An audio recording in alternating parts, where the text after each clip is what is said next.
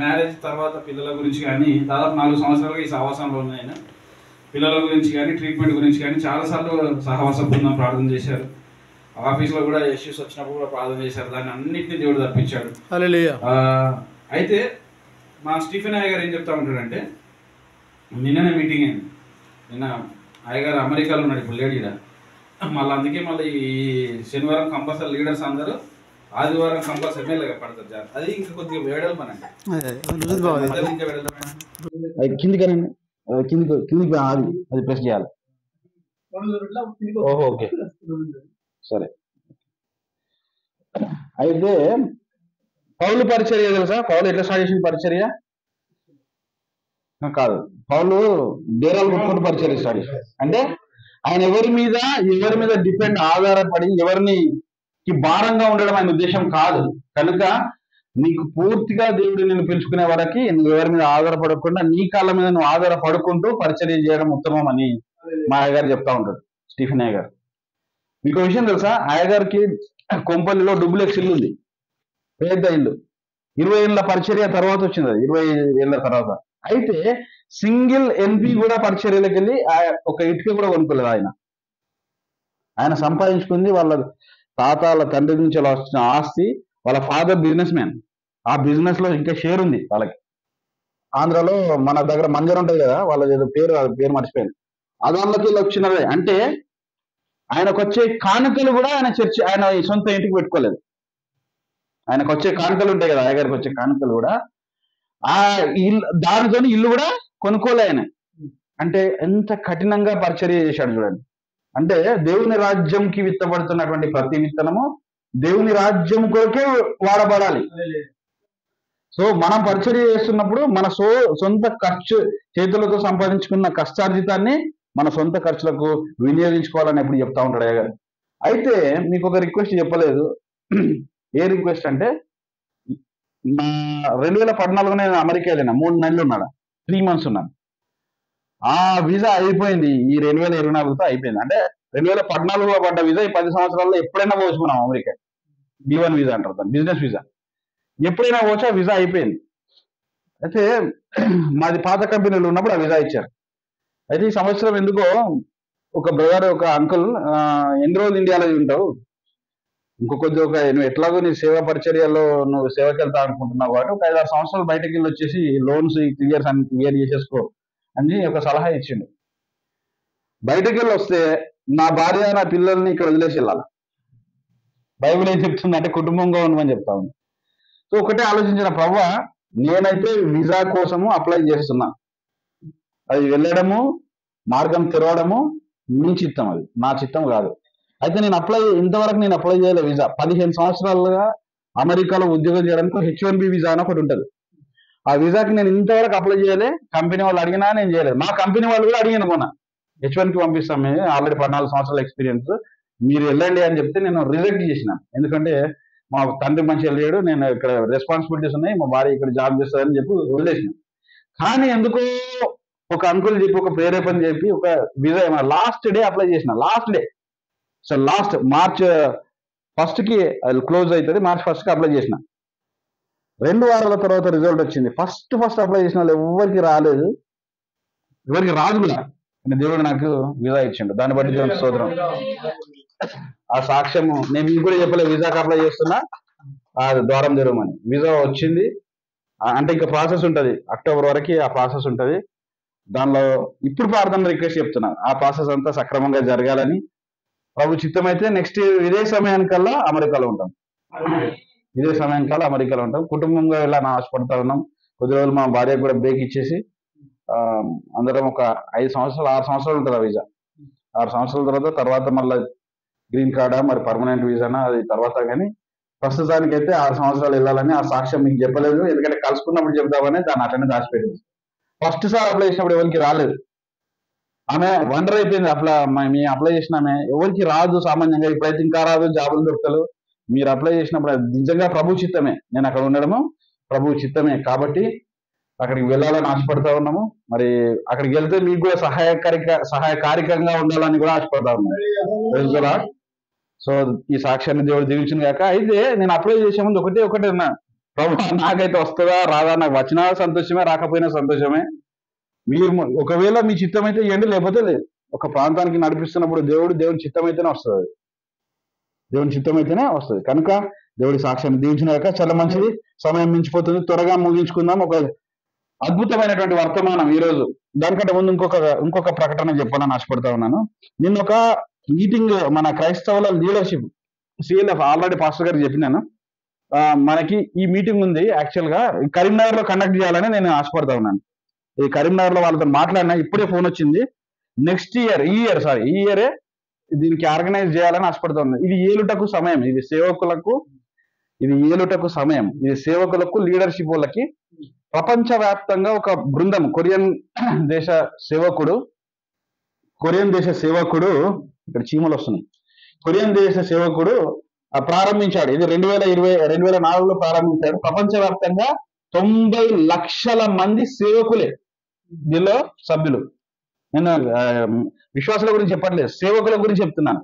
90 లక్షల మంది సేవకులు దీనిలో మెంబర్షిప్ లో ఉన్నారు. సిఎల్ఎఫ్ అంటే క్రిస్టియన్ లీడర్షిప్ ఫెలోషిప్. దీనిలో ప్రతి ఒక్కరు భాగస్వాములు కావాలి. ఎందుకు అంటే ప్రతి సేవకు వస్తున్నారు, 5 సంవత్సరాల తర్వాత సేవ బంద్ చేసి వెళ్ళిపోతున్నారు. ఈ కష్టాలు భరించలేకుండా, ఈ బాధలు భరించలేకుండా, విశ్వాసులు లేకుండా ఎంటీ చర్చెస్ ఉన్నాయి. యుఎస్ఏలోనైతే యుఎస్ లో ఒకప్పుడు వాళ్ళు సేవకులను పంపించేవాళ్ళు. ఇప్పుడు వాళ్ళ దేశంలో యుఎస్ఏ లో ఒక సర్వే జరిగింది. ఏంటిదంటే ప్రతి చర్చ్ పాస్టర్ ఏజ్ 50 సంవత్సరాలు దాటిపోయింది. ఒక్క యంగ్ పాస్టర్ లేడు యుఎస్ఏ దేశంలో. ఒక్క యంగ్ పాస్టర్ అంటే 50 సంవత్సరాల లోపున్నది యవన పాస్టర్ ఎవరూ లేరు. అంటే నెక్స్ట్ జనరేషన్, కింది జనరేషన్ కి దేవుని వాక్యం అందట్లేదు. అంటే they are not generating Christian fellowship. దీనికోసం ఇది ఏర్పడదు. మనం ఆ విధంగా ఉండదు. మన భారతదేశం గురించి మనం ప్రార్థన చేయాలి. మనమే కాదు, మన పిల్లలకు కూడా వాక్యాన్ని అందించాలి కదా. అదే ఒక ట్రెజర్. మనం ఆస్తులు చెప్పినా పర్వాలేదు కానీ వాక్యాన్ని ఇవ్వాలి. ఆస్తులు చెప్పినా పర్వాలేదు కానీ వాక్యాన్ని. సరే, మంచిది. ఈరోజు వాక్యము ఒక అద్భుతమైనటువంటి వర్తమానం ఈరోజు దేవుడు మన మధ్యలో ఉంచాడు. ఏంటి తెలుసా? చాలా మంది అభిషేకాన్ని నమ్మరు. ఎంతమంది అభిషేకం ఉన్న దైవజన్ని దేవుడు వాడుకుంటాడు కదా. అభిషేకం ఏం చేస్తుందో ఈరోజు తెలుసుకుందాం. అభిషేకం ఎలాంటి కార్యాలు చేస్తుందో మనం తెలుసుకుందాం. అభిషేకము ఎలాంటి తలాంతులను బయటకు తీస్తుందో మనం తెలుసుకుందాం. బైబిల్లో అనేక మంది దైవభక్తులు ఉన్నారు కదా. రాజులు ఉన్నారు, సేవకులు ఉన్నారు, అభిషేకించబడినటువంటి దేవ సేవకులు, ప్రవక్తలు, రాజులు ఉన్నారు. కానీ ఒక వ్యక్తిని దేవుడు అద్భుతంగా వాడుకున్నాడు. ఆయన రాజు దావీదు రాజు. అయితే దావీదు అభిషేకించబడక ముందు ఆయన పరిస్థితి ఏంటి? ఆయన ఏం చేసేవాడు? దావీదు గొర్రెలు కాసేవాడు. అంటే గొర్రెలు మంచిగా కాస్తేనే మనుషుల కాపరి అయింది. గొర్రెలు మంచిగా కాసిండు. ఆయన అరణ్యంలో సింహాలను చీల్చి చెండాలిండు. అంటే సింహాల లాంటి శోధనలు వచ్చినప్పుడు మనుషులు తప్పిపోతా ఉంటారు కదా. దానికి అడ్డుగా ఉండి దైవజనుడు ఏం చేశాడు? ఆ సేవకుడు, ఆ కాపరి ఏం చేశాడు?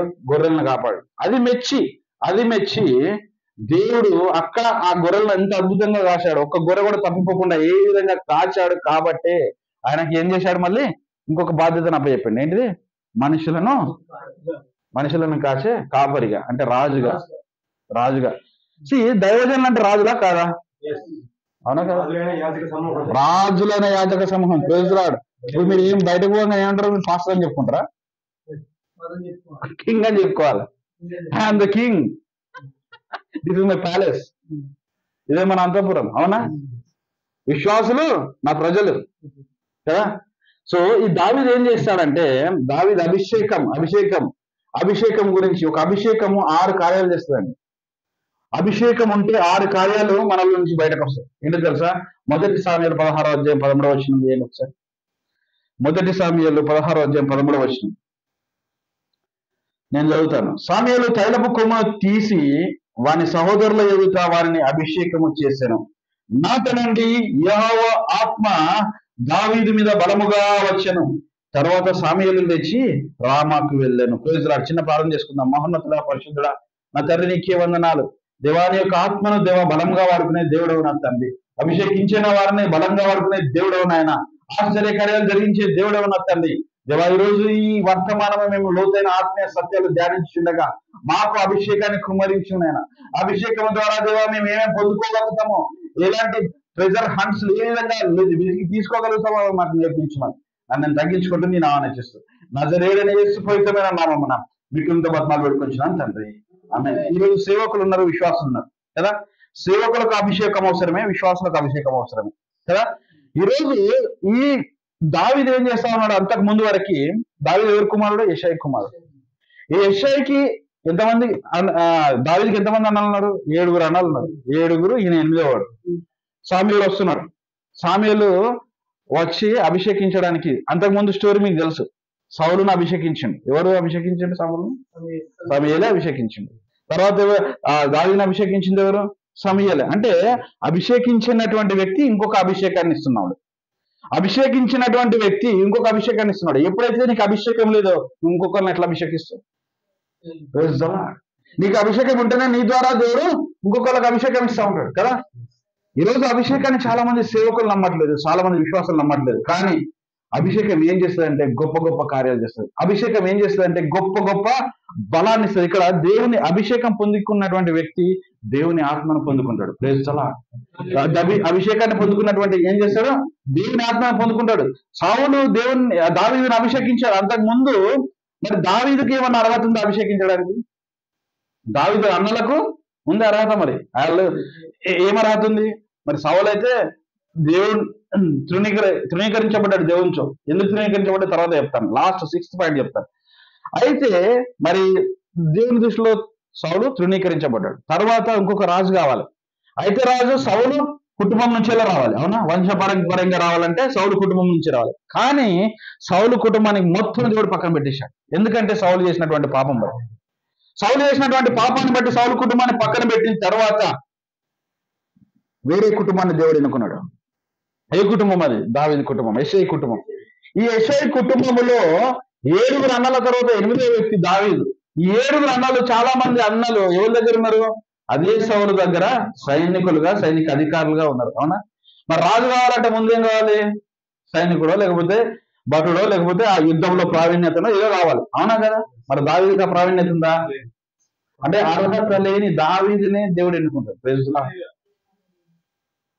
ఈరోజు నువ్వు పాస్టర్ అయిదాం అనుకున్నా, ఈరోజు నువ్వు ఇంకా సేవకుడు అయిదాం అనుకున్నా, నీకు అర్హత లేదా? నీకు అర్హత లేదా? భయపడకు. దేవుడు అర్హత, దేవుని దృష్టిలో నువ్వు అర్హత పొందితే, దేవుడు ఎంతటి వాడవైనా, ఎంతటి నీచమైన స్థితిలో ఉన్నా దేవుడు ఖచ్చితంగా నేను పైకి లేవనెత్తాడు. Praise the lord. అప్పటి వరకు దావీదు అయిన పనుందా? దావీదుకి ఇంట్లో ఉన్న గొర్రెలను తీసుకుపోయి బయట అరణ్యంలో మోపాల, ఆ తండ్రి పెట్టే అన్నం తినాలి. తండ్రి దృష్టిలో దావీదు పనికి మారిన వాడు. ఎందుకు? గొర్రెలు కాస్తా ఉన్నాడు తప్ప, గొర్రెలు తప్ప ఇంకేమి తెలియదు. అంటే దావీదుకి నాకు తెలిసి ఆయనకు విద్య కూడా లేదు. విద్య లేదు కాబట్టి ఆ పరాప అయిపోయాడు, అవునా? దేనికైనా అర్హత ఉందా? దేవుడు ఏమన్నా గొర్రెలు కాసుకురావాలి, ఇంట్లో తినాలి, పండాలి, అంతే. కానీ దావీదును దేవుడు చూశాడు. ఎందుకు చూశాడంటే ఆయన చేసిన పని నమ్మకంగా చేశాడు. తండ్రి చెప్పినటువంటి పని. ప్రజల తండ్రి కొన్ని గొర్రెలు అప్పగించాడు, 100 గొర్రెలు, 50 గొర్రెలు, 10 గొర్రెలు. ఈ గొర్రెలను నమ్మకంగా మేబీ పుష్టిగా తయారు చేశాడు. అరణ్యంలో గెలుగుబండ్లు రావచ్చు, సింహాలు రావచ్చు, ఏమో రావచ్చు, ఇవన్నిట్లో నుంచి ఏం చేశాడు? దావీదు ఆ గొర్రెలను రక్షించాడు. కాబట్టి దేవుడు ఆ పనిని చూశాడు. కొంచెంలో నమ్మకం వస్తే దేవుడు నేను సమస్తములైనటువంటి వాటి మీద అధికారిగా చేస్తా ఉంటాడు, అవునా కదా. ఏం చెప్తాడు? కొంచెంలో నమ్మకం ఉన్నావు కదా. 5 తలాంతుల వారికి 5 తలాంతులు సంపాదించాడు, ఇంకా 2 తలాంతులు 2 తలాంతులు సంపాదించాడు. ఒక్కడు మాత్రం ఏం చేశాడు? తీసి ఆది పెట్టాడు. Praise the lord. అయితే ఇక్కడ దావీదు అభిషేకించిన తర్వాత అంతకు ముందు దావీదు గొర్రెలు కాసేవాడు, అవునా? ఏమి లేదు ఆయనకి, టాలెంట్ ఏమి లేదు. కానీ ఎప్పుడైతే నువ్వు అభిషేకించబడతావో, ఎప్పుడైతే నువ్వు అభిషేకం పొందుతావో, నీలో ఉన్న టాలెంట్ దేవుడు బయటకు తీస్తాడు. ఎట్లా తెలుసా? ఒకసారి 14 నుంచి చూడండి, 14 నుంచి తొందరగా చదవండి వాక్యం. యెహోవా ఆత్మ సౌలును విడిచిపోయి యెహోవా యుద్ధ నుండి దురాత్మ ఒకటి వచ్చి అతని విరమింపగా సౌలు. Praise the Lord. ఒక్క నిమిషం ఆగండి. ఇక్కడ యెహోవా దగ్గర దురాత్మ ఏంది? చాలా మందికి డౌట్ క్వశ్చన్ ఇది. యెహోవా దగ్గర దురాత్మ ఏంటిది?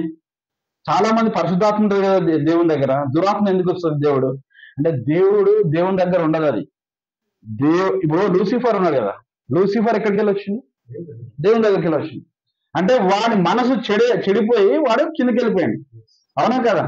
అంటే ఒక ఆత్మ, చెడు ఆత్మ దేవుని దగ్గర, అంటే దేవుడు దాన్ని ఉంచుకోవడానికి కాదు, వానిలో చెడు ఆత్మ ఉంటుంది, వానిలో చెడు ప్రభావం ఉంటుంది కదా. దేవుడు ఆ చెడు ప్రభావాన్ని అలో చేస్తాడు అంతే. దురాత్మ అంటే దేవుని దగ్గర చాలా మంది క్వశ్చన్లు ఇస్తూ ఉంటారు, దేవుని దగ్గర దురాత్మలు కూడా ఉంటాయని. అది తప్పు, దేవుని దగ్గర ఉండదు. దేవుని దగ్గర అన్ని రకాల ఆత్మలు ఉంటాయి. కాకపోతే దేవుని దగ్గర పరిశుద్ధాత్మ, దేవుడిని ఎవరిని ప్రేమిస్తాడు అంటే పరిశుద్ధాత్మను, మంచి మనసున్న వాళ్ళని ప్రేమిస్తూ ఉంటాడు. కాకపోతే కొంతమంది వ్యక్తులు వాళ్ళ మనసు చెడిపోయి కింద పడిపోయిన వాళ్ళు ఉన్నారు, అది లూసిఫర్ కదా. అలాంటి ఆత్మ ఒకటి ఏం చేస్తూ ఉంటుందంటే, ఎప్పుడైతే సౌలు దగ్గర ఆత్మ వెళ్ళిపోయిందో, దేవుడు ఇచ్చినటువంటి అభిషేకం వెళ్ళిపోయిందో, ఏ ఆత్మ పట్టుకుంటుందండి? ఒకవేళ అభిషేకం పోతే ఏం ఆత్మ పట్టుకుంటుంది? దురాత్మ పట్టుకుంటుంది. అంటే ఇక్కడ దావీదుకేమో దేవుని ఆత్మ వచ్చింది, సౌలు దగ్గరికి ఏమొచ్చేసింది? దురాత్మ వచ్చేసింది. దురాత్మ వచ్చిన తర్వాత ఏమైందంటే 16 వచనం చదవండి. 16. మా ఏలినవాడవైన నీవు నీ దాసులమైన మేము సిద్ధంగా ఉన్నాము, సితారా చమత్కారముగా వాయింపగల ఒకరిని విచారించుటకై మాకు సెలవిమ్ము. దేవుని యొద్ద నుండి దురాత్మ వచ్చి నన్ను పట్టినప్పుడల్లా అతను సితారా చేత పట్టుకుని వాయించుట చేత నీకు బాగుపడుతుంది అతనితో అనేది. ఇక్కడ ఆత్మ ఎప్పుడైతే అభిషేకం పొందుకుంటుందో నీలో ఉన్న టాలెంట్ బయటకు వస్తుంది. అంటే దావీదు అప్పటి వరకు అరణ్యంలో వాయించాడు సితారా, అవునా? ఎవరన్నా ఎవడిలే, చెట్లు గొర్రెలు తప్ప ఎవడిలేదు. ఎప్పుడైతే అభిషేకం 16వ వచనంలో 13వ వచనంలో సమయంలో అభిషేకం పొందుకున్నాడో, ఎక్కడికి వెళ్ళి కాలింగ్ వచ్చిందంటే నీకు రాజు దగ్గరికి వెళ్ళి కాలింగ్ వచ్చింది. ఎప్పుడైతే నువ్వు అభిషేకం పొందుకున్న సేవకుడు ఉంటావో నీకు ఎక్కడికి వెళ్ళి పిలుపు వస్తుంది? రాజుల దగ్గరికి వెళ్ళి పిలుపు వస్తుంది. ఎందుకంటే నీలో ఉన్న తలాంతు, దేవుడు దాచించిన తలాంతు బయటకు మరుగుపరచబడుతుంది. Praise the lord. ప్రతి ఒక్కరికి ఒక టాలెంట్ ఉంటుంది, అవునా కదా? ఒక తలాంతు దేవుడు ఇచ్చాడు. ఈ బ్రదర్ పాటలు పాడే తలంతు ఉంది, ఈ బ్రదర్ వాక్యం చెప్పే తలంతు ఉంది, ఈ బ్రదర్ ప్రార్థన చేసే తలంతు ఉంది, ఈ బ్రదర్ కు ఇంకా సంఘాలను నిర్మించే తలాంతు ఉంది అనుకోండి. అప్పటి వరకు నువ్వు అభిషేకం పొందుకోలేదా? ఎప్పుడైతే నువ్వు అభిషేకం పొందుకున్నావో, దావీదు అభిషేకం పొందుకున్నాడో, ఆయన చమత్కారంగా సీతారామించే విషయం ఎవరికి తెలిసిందండి? కాదు, ఫస్ట్ ఎవరికి తెలిసింది? అక్కడ ఉన్న వ్యక్తులకు తెలిసింది, అవునా? వాళ్ళకి ఎట్లా తెలిసింది? ఎప్పుడైతే అభిషేకం పొందుకున్నాడో అప్పుడు తెలిసింది. అప్పుడు అంతకు ముందు వరకు ఎక్కడున్నాడు? మరి అంతకు ముందు వరకు ఎక్కడున్నాడు? అరణ్యంలో ఉన్నాడు, అవునా? అరణ్యంలో ఉంటే ఎవరికైనా తెలుస్తుందా? సరే, నువ్వు వాక్యం చెప్పాలని ఆఫ్రికా అడవులకు పోయి అక్కడ ఎవరు లేని చోట వాక్యం చెప్తే ఎవడని తింటాడా? అన్నారు కదా. అయితే అక్కడ వాక్యం చెప్తున్నారని ఎప్పుడు బయటపడుతుంది అంటే నువ్వు అభిషేకం పొందుకున్న తర్వాత. అభిషేకం దావీదు పొందుకున్న తర్వాత ఆయన టాలెంట్ ఏంటిది? చమత్కారంగా సితారా వాయించడం, మ్యూజిక్. ఇది ఎవరికి తెలిసింది? ఫస్ట్ ఎప్పుడైతే నువ్వు అభిషేకించబడతావో తర్వాత నీలో ఉన్నటువంటి టాలెంట్ దేవుడు గుర్తించి రాజు దగ్గరికి వెళ్ళి ఆయనకు పిలుపు వచ్చింది, అవునా? ఇప్పుడు అరణ్యంలో ఉన్నటువంటి వ్యక్తి ఎక్కడికి వెళ్ళిపోయాడు? రాజమందిరం, ప్యాలెస్. అంటే అభిషేకం పొందుకున్న తర్వాత నీ ప్లేస్ ఏంది? అరణ్యం అంటే ఏంటిది? అక్కడ ఏముండవు కదా, భయంకరమైనటువంటి చీకటి. అరణ్యం దేనికి సాదృశ్యం? చీకటికి సాదృశ్యం, అవునా కదా? అంతపురము వెలుగుకు సాదృశ్యం, అవునా కదా? ఎప్పుడైతే నువ్వు అభిషేకం పొందుకున్నావో నువ్వు వెలుగులోనికి నడిపించబడతావు. Praise the lord. అందుకే అభిషేకం పొందుకున్న దైవజనులాగా మనం ఉండాలి. అభిషేకం ఎప్పుడైతే నువ్వు పొందుకుంటావో నీలో ఉన్న టాలెంట్, నీలో ఉన్నటువంటి ఆ లోపల ఉన్నటువంటి తలాంతు బయటకు వస్తుందండి. Praise the lord. ఏదో ఒక తలాంతు ఉంది. బ్రదర్కి ప్రార్థన చేసే తలాంతు ఉండొచ్చు, అద్భుతంగా ప్రార్థన చేశారు, గంటలు మోకాలని ప్రార్థన చేస్తారు కావచ్చు. అది ఆయన ఊరికే వరకే ఇంతవరకు పరిమితమై ఉంటాయి. ఎప్పుడైతే అభిషేకం పొందుకుంటాడో ఈ జిల్లా మొత్తం, ఈ రాష్ట్రం మొత్తం తెలిసిపోతుంది. Praise the lord. కనుక అభిషేకాన్ని మనం ఎప్పుడు తృణీకరించింది. ఇంకా 17 వచనం, 17, 18, 19, 20, 21 చదవండి. సౌలు బాగుగా వాయింపగల ఒకరిని విచారించి నా యొద్దకు తీసుకొని రండని తన సేవకులకు సెలవీయగా వారిలో ఒకడు చిత్తరించుము బెత్లెహేమీయుడైన యెషయకు కుమారులు ఒకరు సూచితిని, అతడు చమత్కారంగా వాయింపగలడు, అతడు బహు శూరుడును యుద్ధశాలియు మాట నేర్పరియు రూపశీనై ఉన్నాడు. ఇక్కడ ఎన్ని టాలెంట్స్ ఉన్నాయి దావీదుకి? రూపవసు, యుద్ధశూరుడు, ఇంకా మాట నేర్పరు, మాటలు కూడా బాగా మాట్లాడతాడు, ఇంకా చమత్కారంగా. అంటే ఇన్ని టాలెంట్స్ బయటపడ్డాయి. దావీదుకు తెలియకుండానే దావీదుకు ఆయన చదువుకున్నాడు, గొర్రెలు కాస్తాడు, జస్ట్ గొర్రెలు కాస్తాడు. మన ఇంట్లో అందరూ ఉద్యోగం చేస్తూ ఉంటారు అనుకోండి. సపోజ్ 3 అన్నదమ్ములు ఉన్నారు, 2 మంచి టాలెంటెడ్, ఒక ఐఏ కలెక్టర్ ఎస్పీ అయి ఉన్నాడు, ఇంకో 3వ వాడు బర్రెలు కాసుకుంటే గొర్రెలు కాసుకుంటే ఆయన గుర్తింపు ఉంటుందా? గుర్తింపు ఉంటుందా? కానీ లాస్ట్ ఈ బర్రెలు కాస్తాడు గొర్రెలు కాస్తాడు ప్రధానమంత్రి అయితే ఆయన గుర్తింపు ఉంటుందా? అది ఎప్పుడైతే అంటే ఆయన అభిషేకించిన తర్వాత. ఇప్పుడు దావీదు పరిస్థితి అదే. వాళ్ళ అన్నలేమో మంచి మంచి ప్యాలెస్ లో ఉద్యోగాలు చేసుకుంటూ, ఒకటి సైన్యాధిపతి, ఒకటి శతాధిపతి, ఒకటి ఇంకా మిలిటరీలో వ్యక్తి, ఆయన చాలా గొప్ప గొప్ప ప్లేస్ వాళ్ళు రాజు దగ్గరే ఉన్నారు. కానీ ఈ దావీదు గొర్రెలు కాసుకుంటూ బర్రెలు కాసుకుంటూ అరణ్యంలో ఉన్న వ్యక్తిని దేవుడు అభిషేకిస్తే ఎక్కడికి వెళ్ళి పిలుపు వచ్చిందండి? సాక్షాత్ దేశ అధ్యక్షుడి నుంచి పిలుపు వచ్చింది. అవునా కదా? ఎప్పుడైతే నువ్వు అభిషేకాన్ని తృణీకరిస్తావో సౌలు వలె నువ్వు ఏమైపోతావో? దురాత్మ పట్టుకుంటావు. అభిషేకాన్ని తృణీకరిస్తే ఏమవుతుంది? సౌలు వల్ల అయిపోతావు. అభిషేకాన్ని యాక్సెప్ట్ చేస్తే, అభిషేకాన్ని రిసీవ్ చేసుకుంటే ప్రైజ్ ది లార్డ్, దావీదు వలె నీ యొక్క టాలెంట్స్ అన్ని బయటపడతాయి. కనుక ప్రియ సేవకుడా, అభిషేకాన్ని ఎప్పుడు తృణీకరించదు. అభిషేకం దేవుడు ఇచ్చేది, దేవుని దగ్గరికి వెళ్ళి వచ్చేది, దేవుని దగ్గరికి వెళ్ళి వచ్చే ఒక ఆత్మ. ఈ ఆత్మ ద్వారా నేను దేవుడు బలంగా వాడుకోవాలని ఆశపడుతూ ఉన్నాడు. Praise the lord. ఈరోజు ఈ ప్రాంతం కొద్ది మందితో ఉండొచ్చు. ఎప్పుడైతే నువ్వు అభిషేకం పొందుకున్నావో దాని తర్వాత ఆత్మలతో నింపబడే ప్లేస్ అయిపోతుంది. Praise the lord. In the name of Jesus. Next sir వచ్చినప్పుడు ఈ ప్లేస్ నిండిపోయి అక్కడ దాకా వెళ్ళిపోవడం దాకా. కనుక ఇక్కడ దావీదు టాలెంట్స్ అన్ని బయటపడతా ఉన్నాయి. ఎప్పుడు? అభిషేకం పొందుకున్న తర్వాత. అభిషేకం పొందుకున్న తర్వాత చాలా మంది సేవకులు దురదృష్టశాత్తు ఏంటంటే అభిషేకాన్ని నమ్మరు. యేసు ప్రభువు వెళ్ళిపోయాడు, అభిషేకం ఉండదు, ఏముండదు. కానీ ఆ యేసు ప్రభువు వాగ్దానం చేశాడు, నేను మిమ్మల్ని అనాథలుగా విలువను, మీకు ఒక ఆదరణకర్తను పంపిస్తాను. ఈరోజు వాగ్దానం అయ్యా ఇచ్చిన వాగ్దానం అదే మాకు. ఈరోజు మే 1 ఈరోజు మనతో పాటు ఎవరున్నారు? ఆదరణకర్త, అభిషేకాన్ని ఇచ్చే పరిశుద్ధాత్ముడు ఈరోజు మన మధ్యలో ఉన్నాడు. Praise the lord. ఈ అభిషేకం నువ్వు పొందుకుంటే దావీదు వలె నీ జీవితం మారిపోతుంది. నీలో ఉన్నటువంటి తలాంతులు బయటకు వస్తాయి, నీలో ఉన్నటువంటి టాలెంట్స్ బయటకు వస్తాయి, నీలో ఉన్నటువంటి మరుగైనటువంటి ఆ తలాంతులన్నీ దేవుని సేవ కొరకు నువ్వు వాడబడతావు. Praise the Lord. హల్లెలూయా. అభిషేకం రెండవ కార్యం చేస్తుంది. ఏం కార్యం చేస్తుంది తెలుసా? 1 సమూయేలు 17వ అధ్యాయం 40 నుంచి 50 తీయండి. 40 నుంచి 50 అక్కడ ఒక గొప్ప యుద్ధం జరుగుతా ఉంది. 40 రోజులుగా స్టోరీ చెప్తాను. 40 రోజులుగా ఆ ఇజ్రాయేల్ ప్రజలు భయపడుతూ ఉన్నారు. ఎవరితోని? ఒక సైతానుతోని, గొలియాత్ అనే సైతాన్. అవునా? ఈ గొలియాత్ అనే తోడు ఇజ్రాయేల్ కు ఛాలెంజ్ చేస్తా ఉన్నాడు. ఒక ఛాలెంజ్, రండ్రా మీరు ఎవరు, మీ దేశంలో ఎవరైనా ఉంటే రండి, నన్ను ఎదిరించే మొగవాడని ఉంటే రండి అని సైతం గారు ఛాలెంజ్ చేస్తా ఉన్నాడు. ఇలాంటి శోధనలు మనకు కూడా వస్తాయి. అవునా? అప్పుల బాధలు, అనారోగ్య పరిస్థితులు, దీర్ఘకాలికంగా నీ కుటుంబం అనారోగ్యంతో ఉందా, వంశపారంపర్యంగా వస్తున్నటువంటి వ్యాధులు ఈరోజు నీకు ఛాలెంజ్ గా ఉన్నాయా? నువ్వేం చేయాలి తెలుసా? దావీదు వలె దాన్ని ఎదిరించాలి. Praise the lord. అక్కడ ఎవరు మాట్లాడలేదు, వాళ్ళ అన్ననే ఉన్నాడు. అవునా? గొప్ప గొప్ప సైనిక వీరులు, ఎత్తు లేదు దావీదుకి, ఎత్తు లేదు దావీదుకి. అక్కడ 40 వచనం నుంచి చదవండి బ్రదర్ ఒకసారి.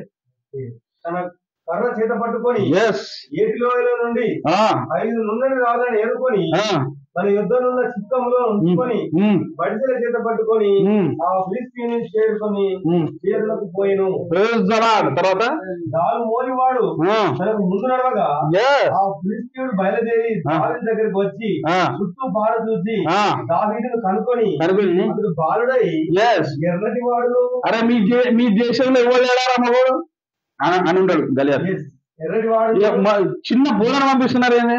సపోజ్ ఆ బాబు ఉన్నాడు అనుకోండి, ఆ బాబు కంటే నేను పెద్దోని, సపోజ్ నన్ను గొలియాత్ అనుకోండి, అట్లా దేవుడు మామూలుగా చెప్తున్నాను. ఆ బాబు నన్ను ఎదిరించడానికి వస్తున్నాడు అనుకోండి, ఆ బాబు నేను ఆయన ఎట్లా చూస్తా? పోరాడు అంతే కదా. అయితే ఈ దావీదు కంటే ముందు ఎవరైతున్నాడో డాలు మోస్టోడట, డాలు మోస్టోడు వెళ్తా ఉన్నాడు, ఇంకా ఆయుధాలు పట్టుకున్నట్టు వెళ్తా ఉన్నాడు. కానీ దావీదు ఏం చేస్తూ ఉన్నాడు? దావీదు దగ్గర ఏమన్నా ఆయుధాలు ఉన్నాయా? ఏమి లేవు. వెళ్తా ఉంటే ఇక్కడ ఏం పట్టుకున్నాడు? ఫిలిష్తీయుడు కర్ర తీసుకొని నువ్వు నా మీదికి వచ్చుచున్నావే, ఒక కర్ర తీసుకొని వస్తా ఉన్నాడు. మీకు మీ ఇంటికి కుక్కలు వస్తే ఏం చేస్తారు ఫస్ట్? కర్ర తీసుకోగానే ఈ ఫీల్ అవుతున్నాడు గొలియాత్. అరే నేనేమో 7 feet 8 feet ఉన్నా, ఇంత పెద్దగా వీడేమో కట్టబడుకుని వస్తాడు ఏంది? దావీదు దగ్గర ఏమైనా ఉన్నాయా? ఏది లేదు. ఒడిసెలు 5 రాళ్ళు అంతే, 5 రాళ్ళు అంతే, ఒడిసెల కర్ర. అయితే కుక్కర్ కొట్టినట్టు కట్టబట్టుకుని వస్తున్నాడు రా ఇంద్రా, చిన్న పిల్లవాడు ఉన్నాడు ఇంద్రా అని అనుకుంటా ఉన్నాడు గొలియాత్. నిజంగా గొలియాతు అనుకున్నాడు కానీ దావీదు కూడా ఆయన కుక్కనే అనుకున్నాడు. అందుకే కర్ర పట్టుకున్నాడు. ఇప్పుడు సైతాను నీ జీవితంలో నీ కుటుంబంలో వివేకాండం చేస్తా ఉందంటే నువ్వు ఏమనుకోవాలి? సైతాన్ని కుక్కలా అనుకోవాలి. కుక్క వల్ల ట్రీట్ చేయాలి దాన్ని. ఎప్పుడైతే నువ్వు కుక్క వల్ల ట్రీట్ చేస్తావో అంటే నీ చేతిలో ఉన్న కర్ర దేవుని వాక్యం. నీ చేతిలో ఉన్న కర్ర ఏంటిదండి? దేవుని వాక్యం. దాన్ని దండించాలి, దాన్ని కొట్టాలి. శోధనని చేతబడి శక్తులు ఉన్నాయా, ఇంకా అనారోగ్య పరిస్థితులు ఉన్నావా, నువ్వు దాన్ని కొట్టాలంటే ఏం చేయాలి? కర్ర. అవునా కదా? గొలియాతును కొట్టడానికి దావీదు కేవలం కర్ర పట్టుకొని పోతా ఉన్నాడు. కర్ర పట్టుకొని వస్తున్నాడు, గొలియాతు ఏమో ఫీల్ అవుతా ఉన్నాడు. పాపం ఇదేందిరా కుక్కను కొట్టిన కుక్క అనుకున్నాడు. ఏంది నన్ను ఏమో 10 ఫీట్లు ఉంటా. గొలియాతు హైట్ అట దాదాపు 13 ఫీట్లు అట తెలుసా? మనం నార్మల్ హైట్ ఇండియన్ హైట్ 5.7 5.6 13 ఫీట్లు అంటే మనకంటే డబుల్ త్రిబుల్ ఉంటాడు. నాకు తెలిసి ఈ ప్లేస్ కూడా సరిపోదు, ఇంత ఎత్తుంటాడు ఆయన. దావీదేమో ఇంత ఉంటాడు. అప్పటికి బాలుడే కాబట్టి నాకు తెలిసి 5 ఫీట్స్ ఉంటాడు, 5 ఫీట్లు ఉంటాడు. ఆయన కట్టబట్టుకొని పోతా ఉంటే నిజంగా అప్పుడు దావీదు ఆ గొలియాతును చూసి కుక్కలాగానే ఫీల్ అయి ఉంటాడు. వాడు ఫీల్ అయ్యింది గొలియాతు నేను కుక్క అనుకుంటున్నాను, కానీ దావీదు మనసులో అనుకుని ఉంటాడు వీడు కుక్కనే, నిన్ను తరిమి కొడతాను. ఎప్పుడైతే అభిషేకం పొందుకుంటావో అభిషేకం ఏమి ఇస్తుంది తెలుసా? ధైర్యాన్ని ఇస్తుంది. Praise the lord. నేను చెప్పలేదు బ్రదర్ చెప్పి. ఎప్పుడైతే నువ్వు అభిషేకం పొందుకుంటావో ఎలాంటి శోధనైనా ఎదురేస్తావు. సేవ కూడా ఎలాంటి శోధనైనా నువ్వు ఎదురేస్తావు. Praise the lord. కనుక అభిషేకాన్ని మనం పొందుకోవాలి. అభిషేకం నీకు లేకపోతే ధైర్యం లేదు, ధైర్యం ఉండదు. ఎవరికైనా కనీసం జ్వరం వస్తే ప్రార్థన చేద్దామంటే కూడా నీకు ధైర్యం ఉండదు. ఈ సంఘములో ఎవరికైనా జ్వరం వస్తే పోదామంటే కూడా నువ్వు బయటకు పోదన్నా, అది నేను ప్రార్థన చేస్తే పోతుందా? పోదా? ఏ పోదు.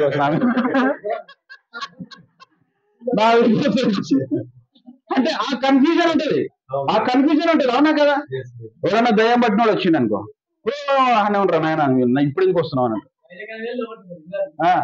ఎప్పుడైతే నీకు అభిషేకం ఉంటుందో ప్రైజ్ ది లార్డ్, ఆ దయ్యాన్ని కానీ కుక్క వల్ల నువ్వు ఎదిరిస్తావు. వీటి ఏదన్నా కానీ కుక్క వల్ల ఎదురుస్తావు. ప్రవీణయ్య గారు ఒక మాట చెప్తారు, అభిషేకం పొందుకున్న తర్వాత అనమాట ఫుట్బాల్ ఆడుకుంటావు. ఫుట్బాల్ బెల్లంపల్లి ప్రవీణ్ చెప్తా ఉంటాడు. ఫుట్బాల్ ఎట్లా ఆడుకుంటారు? కాలుతో ఆడుకుంటారు, చేతను కాదు. అంటే నువ్వు సైతాన్ని కాలుతో ఆడుకుంటావు. బైబిల్లో కూడా రోమియోలకు రాసిన పత్రిక చివరి వచనంలో ఉంటది, సైతాన్ని మనం అట్లా మనం ఆడాల్సింది సైతాన్ని ఎక్కడ ఆడాలి? కాళ్ళతో ఆడాలి. కాళ్ళతో దొక్కిపరేయాలి. Praise the lord. కనుక అభిషేకం ఏమిస్తుందంటే ధైర్యాన్ని ఇస్తుంది ప్రియ సేవకుడు. కనుక చాలా మంది అభిషేకాన్ని తృణీకరిస్తా ఉన్నారు ఈరోజు. దురదృష్టశాతం ఏంటంటే అభిషేకం అవసరం లేదు అనుకుంటున్నారు. అభిషేకం మాకు వాక్యం ఉంటే సరిపోతుంది అనుకుంటున్నారు. కర్ర పట్టుకున్నాడు, కర్ర వాక్యమే, కానీ దానిపైన ఆయన నెత్తిపైన ఏముందంటే అభిషేకం ఉంది. ఎప్పుడైతే అభిషేకంతో కర్ర పట్టుకుంటావో దేన్నైనా నువ్వు ఎదిరిస్తావు. Praise the lord. అదే 17:55 నుంచి 58 వచనం చూడండి. 55 నుంచి. దావీదు ఫిలిష్తీయుని ఎదురుగా పోట చూసినప్పుడు తన సైన్యాధిపతి అయిన అబ్నేరును పిలిచి, అబ్నేరు ఈ ఎవరి కుమారుడు అడగగా, అబ్నేరు రాజా నీ ప్రాణము తోడు తెలియదను. ఇక్కడ సౌలుకు తెలియదా ఎవరు పోతున్నాడు? ఆయనకు దురాత్మ వచ్చిన వ్యక్తి దావీదు. అక్కడ పాటలు పాడి వాయించి హల్లెలూయా. ఇక్కడ దురాత్మ వచ్చినప్పుడల్లా హల్లెలూయా అని వాడాలి. నేను పాడేది మాత్రం ఏననే. మన గొలియాతు దగ్గర పోతే వీడు ఎవరు రానా అని అంటాడా? అంటే సౌలు నాటకాలు ఆడుతున్నాడు ఈడ. అంటే సౌల్లో ఉన్న దురాత్మ పని చేపిస్తా ఉంది. ఎవరిది లెవెలు అని అబ్నేరును సైన్యాధిపతిని అడుగుతా ఉన్నాడు. ఈ లెవెలు అంటే మన యెషయా కుమారుడు బెత్లెహేమీయుడు, ఈయన ఎవరు? దావీదు అని చెప్తా ఉన్నాడు. అంటే ఎప్పుడైతే నువ్వు నీ ధైర్యం చూస్తే, నీ ధైర్యాన్ని చూసి పక్కన వాళ్ళు కూడా అడ్మైర్ చేస్తారు. అడ్మైర్ అంటే దాన్ని పొగుడుతూ ఉంటారు. ఆ ధైర్యం వచ్చినప్పుడు ఇంకా ఏం చేస్తా ఉంటాడు? 56వ వచనం. అందుకు రాజు పడుచువాడు ఎవరి కుమారుడు అడిగి తెలుసుకోమని అతనికి ఆజ్ఞ ఇచ్చాను. దావీదు ఫిలిష్తీయుని చంపి తిరిగి వచ్చినప్పుడు అబ్నేరు అతన్ని పిలుచుకొని పోయి ఫిలిష్తీయుని తల చేతనుండగా అతని సౌలు దగ్గరకు తోడుకొని వచ్చాను. సౌలు అతని చూసి, చిన్నవాడా నీవెవరి కుమారుడు అని అడగ. చూడండి, దావీదు ఎన్నిసార్లు అడిగింది? ఇక్కడ 2 సార్లు అడిగింది. అంటే దావీదు తెలియదా? ఆయన అంతఃపురంలో ఆయన దురాత్మ పట్టినప్పుడు మ్యూజిక్ పెట్టింది ఎవరు? దావీదే. ఆయన ఆయుధాలు మోసింది ఎవరు? సౌలు ఆయుధాలు మోసింది ఎవరు? దావీదే. మరి సరే, ఇంకొకటి గొలియాతును చంపడానికి వెళ్తా ఉంటే ఆయన కవచాలు అవన్నీ ఇచ్చింది సౌలే కదా. ఇవన్నీ తెలిసి కూడా మనం పోయేటప్పుడు ఈయన ఎవరన్నా అడుగుతాడు. అంటే దాని ఏంటంటే నాటకాలు అంటే అప్పటికే ఒక కకృతి బుద్ధి, ఒక ఈర్ష్య స్వభావము సౌలుకి వచ్చేసింది. దావీదు సౌలు 1000 కొలదియో దావీదు 10,000 కొలదియో అన్నప్పుడు ఇంకా పెరిగిపోయింది. ఎప్పుడైతే నిజంగా మన ధైర్యం చూసి సైతాన్ గడు సిగ్గుపడతా ఉంటాడు, అప్పుడు మళ్ళీ అడుగుతా ఉన్నాడు ఈయనెవరు ఈయనెవరు ఈయనెవరు అని సౌలులో ఉన్న దురాత్మ అడుగుతా ఉంటది. అభిషేకం పొందిన తర్వాత అభిషేకం ఏమిస్తుంది అండి? ఫస్ట్ ఏమిస్తుంది? ఫస్ట్ తలాంతులను బయటకు తీస్తుంది. సెకండ్ ధైర్యాన్ని ఇస్తుంది. ఇంకొకటి మూడోది ఎప్పుడైతే నువ్వు అభిషేకం పొందుకుంటావో నీ చెడు సంబంధాలు అన్ని కట్ అయిపోతాయి, మంచి సంబంధాలు దేవుడిస్తా ఉంటాడు. ఎట్లా తెలుసా? అది దావీదుకి ఇచ్చిండు కాబట్టి మీకు చెప్తున్నాను, ఎగ్జాంపుల్ చెప్తున్నాను. ఒకసారి చూద్దాం. 1 సాముయేలు 20వ అధ్యాయం 16, 17, 18. ఇలాగున యెహోవా దావీదు యొక్క శత్రువుల చేత దాన్ని విచారించినట్లుగా యోనాతాను దావీదు సంతతి వారిని బట్టి నిబంధన చేసెను.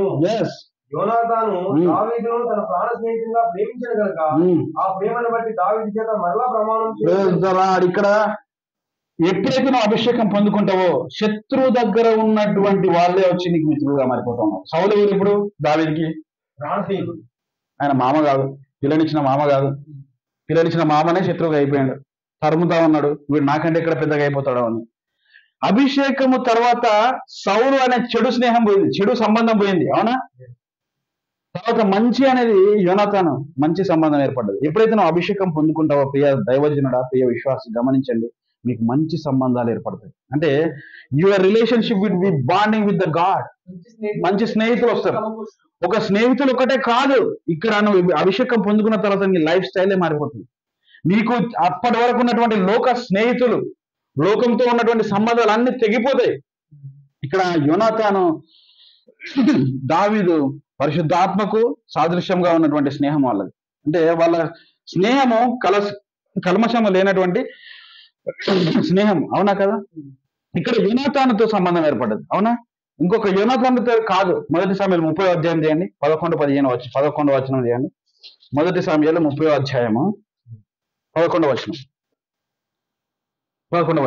పొలంలో ఒక ఐగుప్తుడు కనబడెను. వారు దావీదు వద్దకు వారిని తోడుకొని వచ్చి 3 రాత్రింబాలు అన్నపానములు ఏమీ పుచ్చుకోలేదని తెలుసుకొని భోజనం పెట్టి దాహం తీర్చి అందరూ అడలోని ముక్కను 2 ద్రాక్ష గిన్నెలను అనిపించింది. ఎవరిచ్చిన వీళ్ళు? ఇది ఒక ఐగుప్తుడికి ఎవరిచ్చిన వీళ్ళు? దావీదు మనుషులు ఇచ్చింది. అవునా? దావీదు మనుషులు ఇచ్చిండు. అయితే ఈయన ఏం చేస్తా ఉన్నాడు? అక్కడ యుద్ధం జరుగుతా ఉంది. ఎక్కడ? సౌలు యోనాతాను వాళ్ళు ఫిలిష్తీయులతో యుద్ధం చేస్తా ఉన్నారు. దావీదేమో పక్కకి వెళ్ళిపోయాడు. ఎందుకంటే దావీదును ఎవరు తరుముతా ఉన్నారు? సౌలు సొంత మామని తరుముతా ఉన్నాడు. అవునా? సొంత మామని తరుముతా ఉంటే ఇక్కడ దావీదు యుద్ధంలో ఉండాల్సిన దావీదు బయటకు వెళ్ళిపోయాడు. ఈ సౌలు ఒకడు యుద్ధం చేసుకుంటా ఉన్నాడు. అయితే అక్కడ యుద్ధం జరుగుతూ ఉన్నప్పుడు ఐగుప్తుడు ఒకడు పారిపోయి ఇక్కడికి వస్తా ఉంటాడు. వచ్చినప్పుడు ఐగుప్తుడు ఎవరికి? అసలు నార్మల్ గా యూదులకు వీళ్ళకు శత్రువు. అవునా? ఈ శత్రువునే ఈయన ఏం చేశాడు? అభిషేకం పొందుకున్న తర్వాత దావీదు ఆయనకి ఆహారం పెడుతున్నాడు, అన్నం పెడుతూ ఉన్నాడు. ఆయనకి ఆహారం లేదు కదా.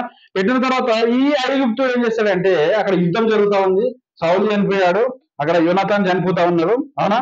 చనిపోతా ఉంటే అది ఎక్కడ జరుగుతుందో ఈయనకు దారి చూపిస్తున్నాడు. అంటే అభిషేకం పొందుకున్న తర్వాత నీకు దారి తెలుస్తుంది.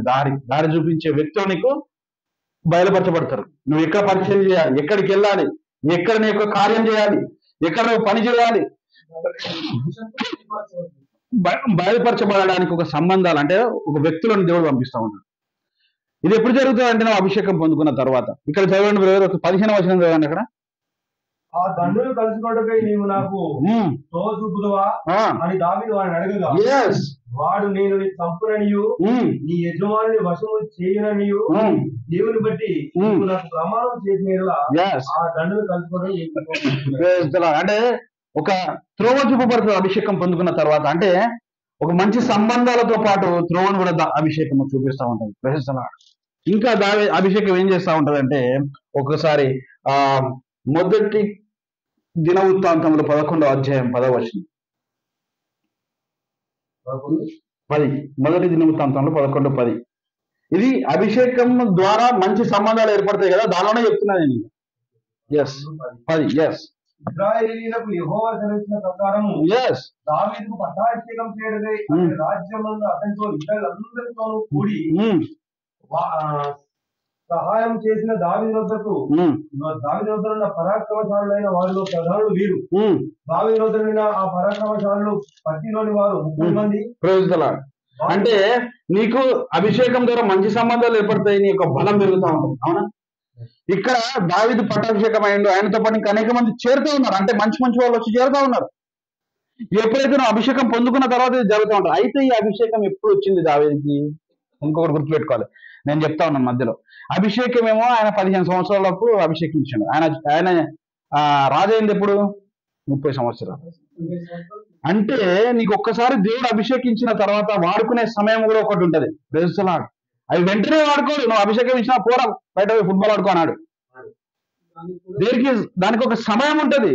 ఆ 15 సంవత్సరాల్లో దావీదుకి ట్రైనింగ్. ఎందుకంటే బయట లోకం ఎట్లుంటది, బయట ఎవరిని ఎదిరించాలి, ఏ విధంగా ఎదిరించాలి, ఆ పోరాటంలో నువ్వు ఏ విధంగా విజయం పొందాలి.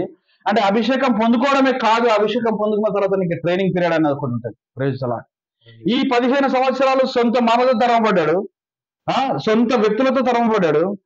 అనుకున్న వారు దూరం అయిపోయారు. పోయినా కానీ దేవుడు ఆ వేస్ట్ అంతా తీసేసి మంచి సంబంధాలు ఒక్కొక్కటిగా దేవుడు ఇస్తా ఉన్నాడు. ప్రియా సేవకులారా, కనుక ఎప్పుడైతే నువ్వు అభిషేకం పొందుకుంటావో నీకు మంచి సంబంధాలు ఏర్పడతాయి, మంచి మంచి వ్యక్తులు నీతో చేరతారు, శక్తి పొందుకుంటారు. నువ్వు చేసే పనికి బలము చేకూరుతా ఉంటది. అదే దినవృత్తాంతంలో 12:1, 2, 3 చదవండి. 12:1, 2, 3 అక్కడ కూడా కొంతమంది వ్యక్తులు యాడ్ అవుతా ఉన్నారు. సౌలు బంధువులకు బెన్యామీనులలో పరాక్రమశాలులు కొందరు దావీదుకు యుద్ధ సహాయం చేయడమై బెన్యామీనులు కూడా వచ్చి చేరుతా ఉన్నారు ఇక్కడ. అంటే బెన్యామీనుల గోత్రం వేరు, దావీదు గోత్రం వేరు. అవునా? దావీదు గోత్రం యూదా గోత్రము, బెన్యామీనులు వేరే గోత్రం. అంటే వేరే వాళ్ళు కూడా, వేరే వంశస్థులు కూడా, వేరే అవుట్ ఆఫ్ యువర్ వంశం, అంటే నీ యొక్క ఫ్యామిలీ మెంబర్స్ కాకుండా వేరే ట్రైబ్స్ కూడా వచ్చి నీకు సహాయం చేస్తా ఉన్నాయి. ఎందుకంటే ఎప్పుడంటే అభిషేకం పొందుకున్న తర్వాత. గమనించండి, ఇది అభిషేకం ముందు అభిషేకం తర్వాత స్థితి చెప్తున్నా నేను. కనుక ప్రతి సేవకులమైనటువంటి మనం అభిషేకాన్ని పొందుకోవడానికి మనం ప్రయత్నం చేయాలి. ఇంకా అభిషేకం పొందుకున్న తర్వాత ఏం జరుగుతుందో తెలుసా? 1 సమూయేలు 25వ అధ్యాయము 3వ వచనం, అక్కడ అబిగయలు వస్తుంది. అబిగయలు ప్రేరిస్తులాడు, ఆమె నాబాలు భార్య. అవునా? నాబాలేమో 1 సమూయేలు 25:3 అబిగయలు, ఈమె రూపవతియు సుబుద్ధి గలదైనటువంటి భార్య. మరి అప్పటి వరకు ఉన్నటువంటి భార్య ఎట్లనో తెలియదు. మీకాయలు కదా, మీకాలు ఆమె సౌలు కుమార్తె. కానీ ఆమె ద్వారా దావీదు చాలా టార్చర్ అనుభవించుంటాడు. కానీ ఎప్పుడైతే అభిషేకం పొందుకున్న తర్వాత, అంటే అప్పుడు కూడా దావీదు ఆమె చేసుకున్నప్పుడు కూడా అభిషేకం పొందుకునే ఉన్నాడు. కాకపోతే సరైనది రాలే, సరైనది పడలే, అంటే మంచి సంబంధం రాలేదు. ఎప్పుడైతే నువ్వు ఇంకా మంచి సంబంధాలు ఎప్పుడు వస్తూ ఉంటాయంటే నీ యొక్క బలం పెరుగుతూ ఉన్నప్పుడు, అభిషేకం పొందుకున్న తర్వాత నీ యొక్క కుటుంబ వ్యవస్థ కూడా బలపడతా ఉంటుంది. నీకు మంచి భార్యతో సంబంధం ఏర్పడుతుంది, నీ యొక్క కుటుంబ వ్యవస్థ బాగుపడుతుంది. భార్యతో మంచి సంబంధం, ఎప్పుడు గొడవలతో ఉన్నటువంటి సంబంధం కాదు, గొడవలు లేనటువంటి సంబంధం. నిన్ను అర్థం చేసుకునే భార్య, నిన్ను అర్థం చేసుకునే కుమార్తె, నిన్ను అర్థం చేసుకునే కుమారుడు, వీళ్ళందరూ వస్తూ ఉంటారు. ఇక్కడ ఎప్పుడైతే అభిషేకం పొందుకున్న తర్వాత దారి చూపించేవాళ్ళు దొరికిండు, మంచి ప్రాణ స్నేహితుడు దొరికిండు, కుటుంబంలో శాంతి సమాధానం ఉండడానికి భార్య దొరికింది, ఇంకెవరు దొరికిండు, బయటకు వెళ్ళి కూడా సహాయాలు వస్తున్నాయి. అంటే నీ సంబంధాలు బయట వ్యక్తులతో కూడా అద్భుతంగా ఉంటాయి. ఎప్పుడు జరుగుతుంది అంటే అభిషేకం పొందుకున్న తర్వాత సేవకుడా. కనుక ప్రతి సేవకుడు మనం అభిషేకం పొందుకోవడానికి ట్రై చేయాలి. అభిషేకం పొందుకున్న తర్వాత మన జీవితం మారిపోతుంది. అభిషేకం పొందుకున్న వెంటనే కాకపోయినా దేవుడు ఆయన ఇచ్చే సమయం, ఆయన అనుకూలమైన సమయంలోని యొక్క పరిచర్య వృద్ధి పొందుతుంది. ఈ రోజు నువ్వు కొద్ది మంది ఉండొచ్చు, ఇక్కడ 10 మంది ఉండొచ్చు, 5 మంది ఉండొచ్చు, కానీ దేవుడు ఒక సమయం ఇస్తా ఉన్నాడు. ఒక రోజు ఒక సేవకుడట అమెరికాలో గొప్ప సేవ చేశాడట. గొప్ప సేవ చేస్తూ 60 సంవత్సరాలు సేవ చేస్తే కేవలం ఒక్కళ్ళే రక్షించబడ్డారట. Praise the lord. అనేక మందికి సువార్త చెప్తా ఉన్నాడు, ఎవరు వచ్చి బాప్తిజం తీసుకుంటలేదు. చనిపోయే ముందు ఒక్కడు మాత్రము రక్షించబడ్డాడు. ఎందుకు ప్రభు, నేను ఎన్ని సంవత్సరాలు సేవ చేస్తే ఒక్కడే రక్షించబడ్డాడు. నేను అభిషేకం పొందుకుంటే, నేను నా ద్వారా ఒక్కలే అభిషేకం పొందుకున్న తర్వాత ఈ ఒక్క పొందుకున్న వ్యక్తి ఏం చేశాడంటే ఆయన కళ్ళ ముందే కొన్ని వేల సంఘాలు స్థాపించాడట. Praise the Lord. Praise the Lord. అంటే ఒక్కని ద్వారా అనేక సంఘాలు అనేక ప్రాంతాలు వాడుకున్నాయి. దానికి మూల కారణం ఎవరు? ఈ ఒక్కని కంటే ముందు నువ్వైతే ఎవరికైతే సువార్త చెప్పినావు వాడు రక్షణ. ఈ రోజు నీ యొక్క సంఘంలో 10 మంది ఉన్నారా బాధపడకు, 5 మంది ఉన్నారా బాధపడకు, ఒక్కడున్నారా బాధపడకు. ఈ ఒక్కడు కొద్ది రోజుల తర్వాత నీ ద్వారా నువ్వు చేయాల్సిన కార్యం ఆయన ద్వారా దేవుడు నడిపించుకుంటాడు. Praise the lord. కాకపోతే ఒకటే ఒక బాధ ఆయనకి ఏముండేనంటే నా ద్వారా ఉంటే అయితే బాగుండే. కాదు కాదు కాదు, నీ ద్వారా ఒకడు రక్షించబడాడు, ఆడు దేశాన్ని చేంజ్ చేశాడు. Praise the lord. అది దేవుని ప్రణాళిక, అవునా కదా? కనుక ఒక్కరి ద్వారా నువ్వు అభిషేకం పొందుకున్న తర్వాత అనేక మంచి సంబంధాలు ఏర్పడతాయి. ఇంకా ఏం చేస్తారంటే అభిషేకము 2 సామెయలు 2వ అధ్యాయము 1-4 వచనాలు చదవండి.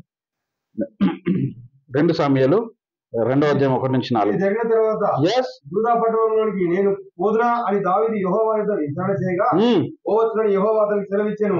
నేను పోవలసిన సమయాన్ని దావీదు మనవి చేయగా హెబ్రోనుకు పొమ్మని ఆయన సెలవిచ్చాను. చాలా మంది చేసే మిస్టేక్ ఏంటి తెలుసా? సేవకులు చెప్తాను కదా, మీరు చెప్పేది కరెక్టే. చాలా మటుకు మీరు కనెక్ట్ అవుతున్నారు వాక్యం. అయితే ఈ రోజు అడిగారు అసలు అభిషేకం అందుకున్న ట్రైనింగ్ అయిపోయిందా, డిగ్రీ వచ్చిందా, కథం నాకు బిల్డింగ్లు ఉద్యోగస్తులు ఎవడున్నాడు వాళ్ళ దగ్గరకే నేను పోతా. ఎందుకంటే టైల్స్ వస్తాయి నెల వాళ్ళకి కరెక్ట్ ఉద్యోగం వస్తుంది. 10,000 ఉద్యోగం వచ్చేటువంటి దగ్గరకు పోతా, లేకపోతే ₹1,00,000 ఉద్యోగం వచ్చేటువంటి దగ్గర పోతా. అట్లాంటి సేవకులకు అట్లాంటి గృహాల మధ్య నన్ను నడిపించి పోవు అని అంటా ఉంటాను. అయితే దావీదు ఉండాల్సిన ప్లేస్ ఏంటి? ఇజ్రాయెల్ రాజధాని ఏంటిది? యెరూషలేము. కానీ యెరూషలేముకు ఫస్ట్ వెళ్ళలే దావీదు. అభిషేకించిన తర్వాత వాళ్ళందరూ యుద్ధం అయిపోయింది, నెక్స్ట్ రాజుగా డిక్లేర్ అయింది, పట్టాభిషేకం అయిపోయింది. అయిపోయిన తర్వాత దావీదు ఎంత గొప్పగా అడుగుతున్నాడు చూడండి. దావీదు డైరెక్ట్ యెరూషలేంకి వెళ్ళొచ్చు. ఆయనకి వెళ్ళి యెరూషలేంలో కూర్చొని ప్యాలెస్ లో సౌలు ఉన్నటువంటి అంతఃపురంలో పోయి ఆయన కూర్చోవచ్చు. కానీ దావీదు వాట్ నెక్స్ట్, నేను ఎక్కడికి వెళ్ళాలి ప్రభువా? ఫస్ట్ యెరూషలేం కాదు నాయన, దానికంటే చిన్న సిటీ హెబ్రోన్ ఇస్తున్నాను. అవునా? అంటే బాధ్యతనిస్తుంది అభిషేకం, బాధ్యతను తెలియజేస్తుంది. అభిషేకం పొందుకున్నావా నీకు బాధ్యత అనేది ఏర్పడుతుంది. You have some responsibility to lead your congregation, your members. మీ యొక్క మెంబర్స్ ని లీడ్ చేయడానికి ఒక బాధ్యత. ఈరోజు అయ్యగారు ఎక్కడో నంగనూరు, ఇక్కడికి వెళ్ళి ఎన్ని కిలోమీటర్లు ఉంటుంది? 70 100 ఉంటుంది. 100 కిలోమీటర్ల అవతల వచ్చి ఆయన చేయాలనుకుంటే అక్కడ చేయలేడా సేవ?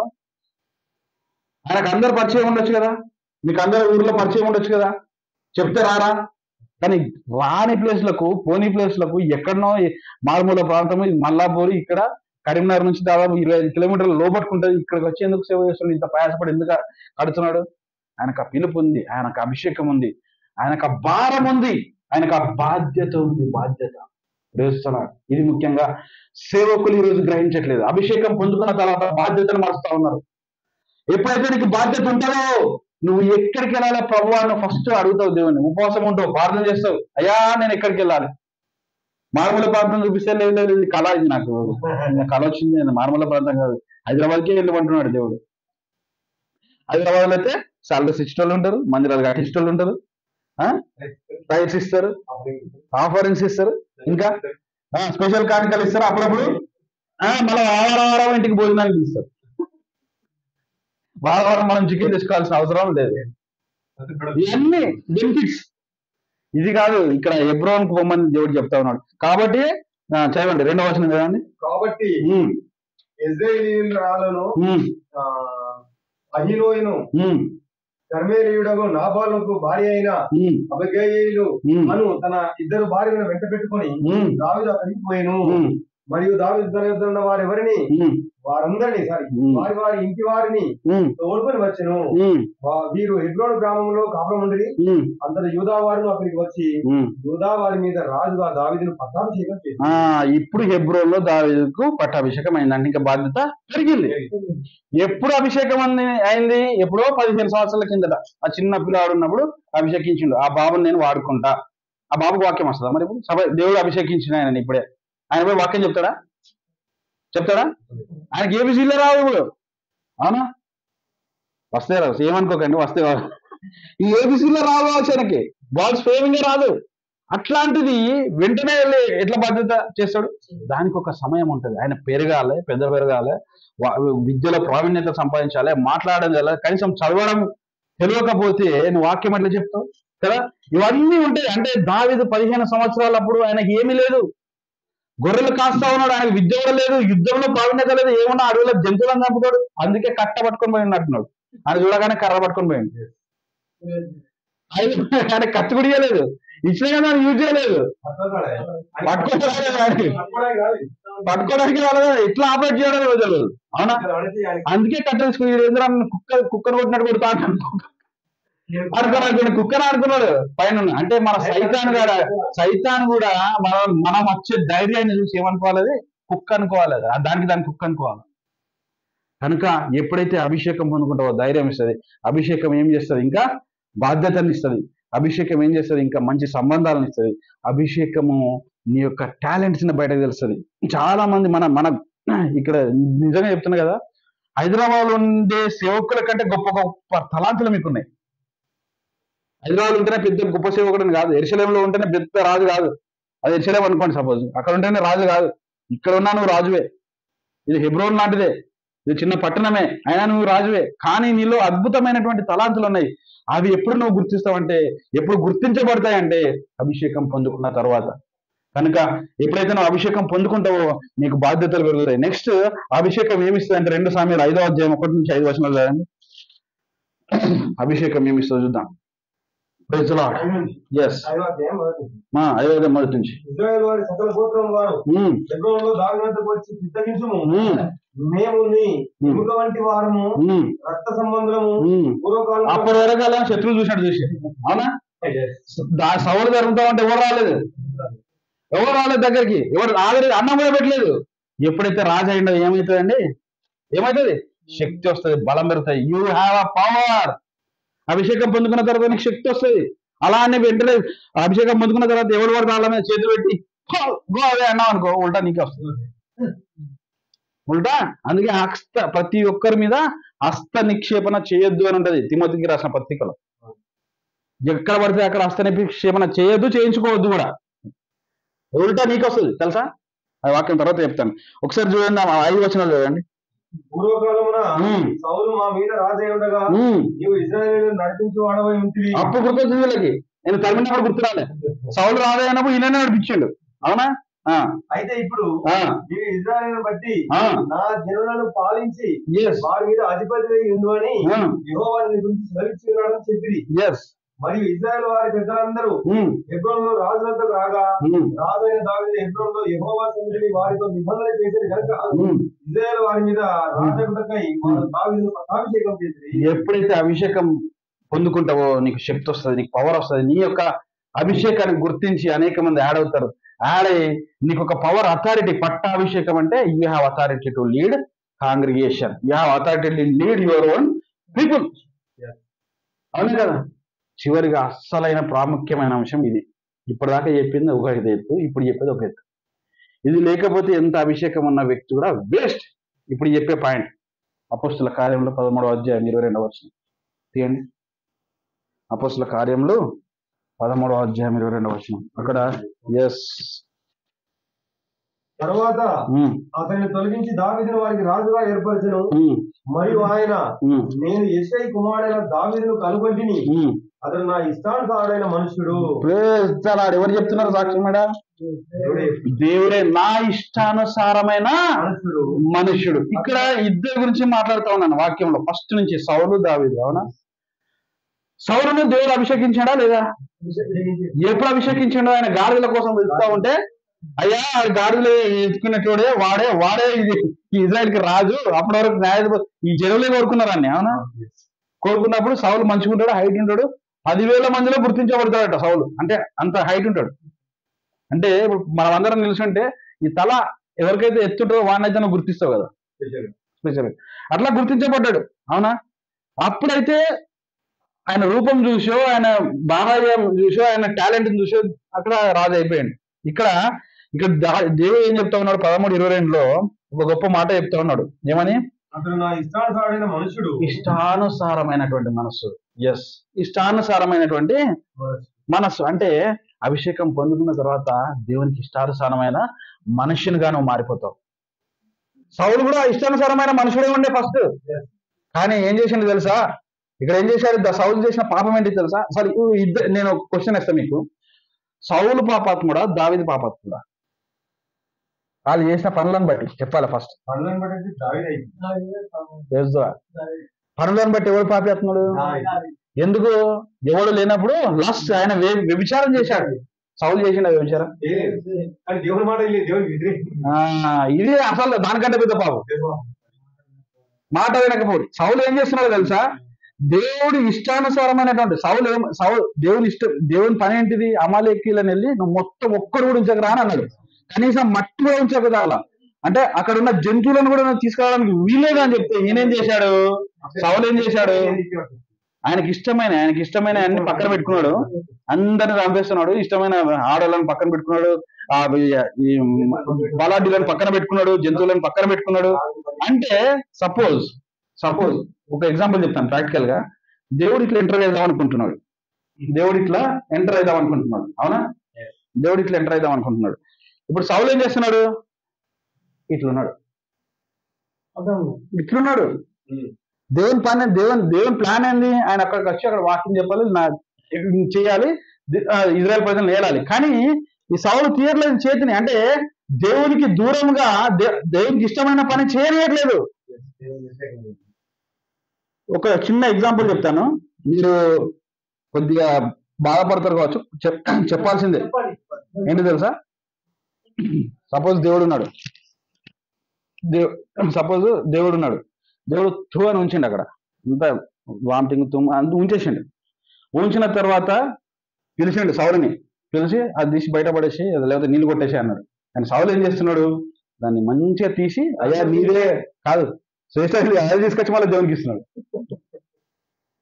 అదే తీసుకొచ్చి నీకే బలిస్తున్నాను ఆయన. అంటే శ్రేష్టమైన జంతువులను తీసుకొచ్చి ఏం చేస్తా ఉన్నాడు ఇక్కడ?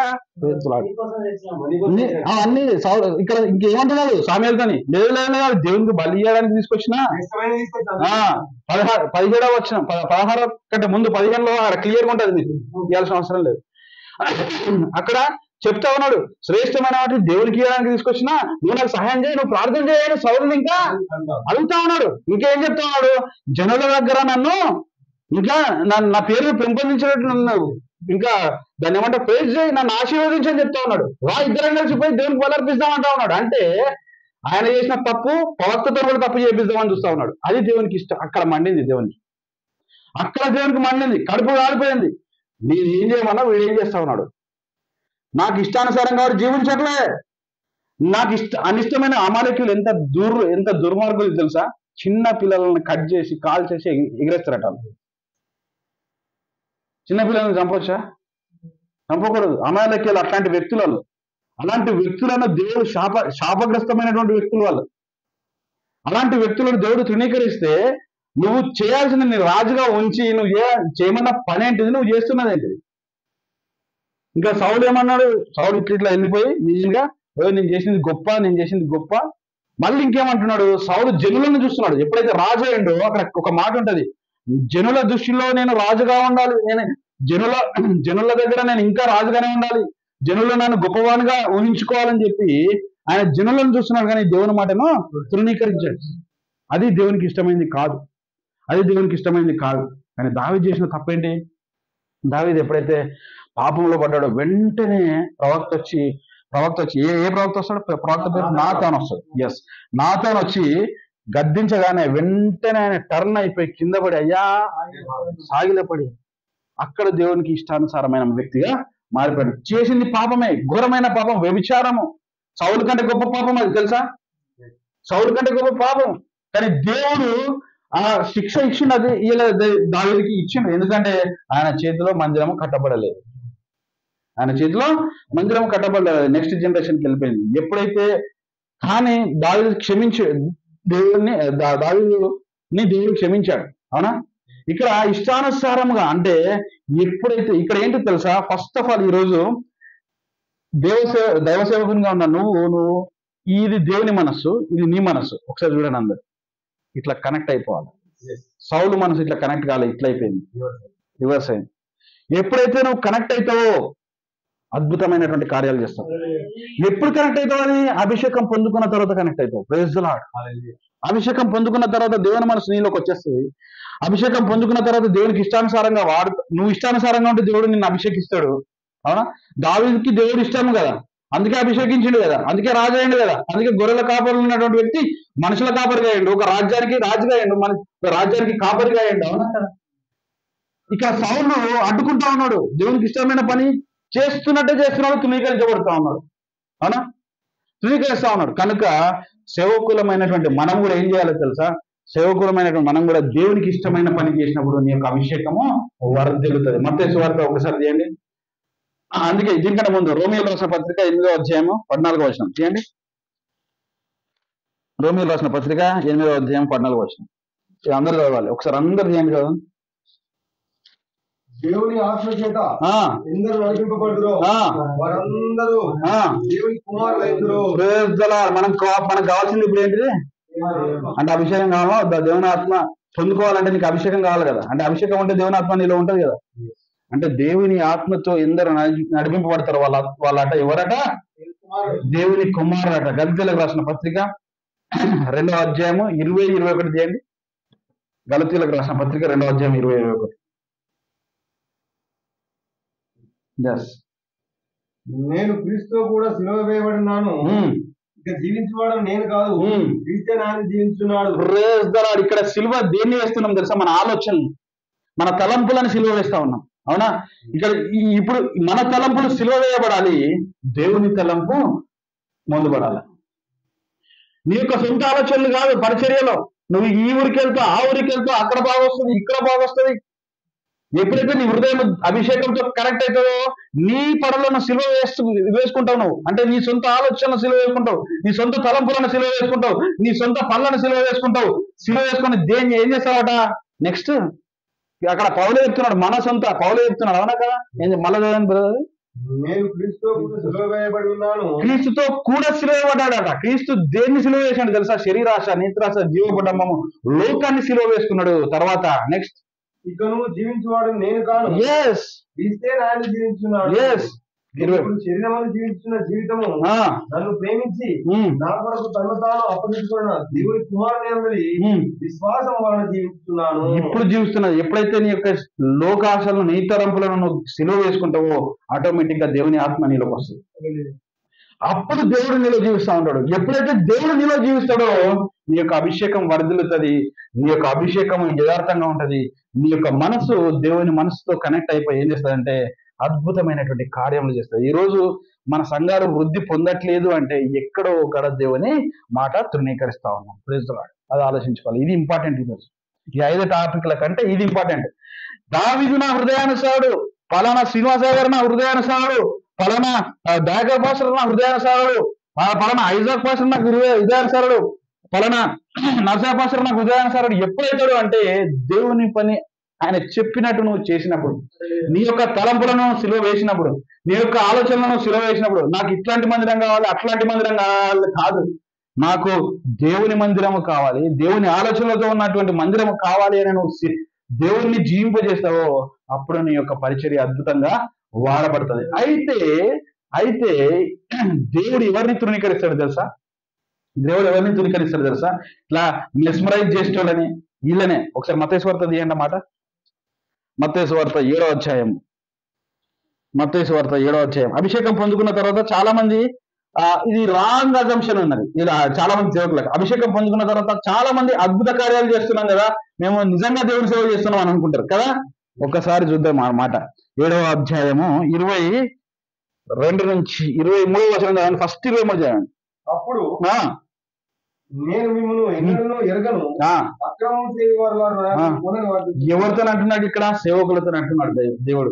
22వ వచనం ఇప్పుడు చదవండి. 22.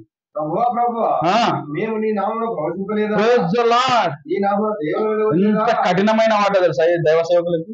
అయ్యా నాకు ప్రవచనాలు వచ్చు, నాకు ఆ తలాంతి ఉంది, నాకు ఆత్మీయ వరాలు ఉన్నాయి, నేను దయాలను వెళ్ళగొడతా, నేను ప్రవచిస్తా, నేను నీ నామంలో దయాలను వెళ్ళగొట్టలేదా అని దేవుని దగ్గర 2వ రకాల జడ్జిమెంట్ టైంలో అడిగితే దేవుడు ఏమంటాడు? 23వ వచనంలో అక్రమము చేయవారులారా. కానీ ఈ రోజు చాలా మంది ఏం చేస్తున్నారంటే ఈ అభిషేకాన్ని తప్పుగా వాడుకుంటున్నారు. Praise the lord. ఇదే మనం చేయకూడదు. నీకు అభిషేకం ఉందా, దాన్ని సక్రమంగా వాడు. ఎక్కడ పడితే అక్కడ వాడకు, ఎక్కడ పడితే అక్కడ ఇష్టం ఉన్నట్టు వాడకు. Praise the lord.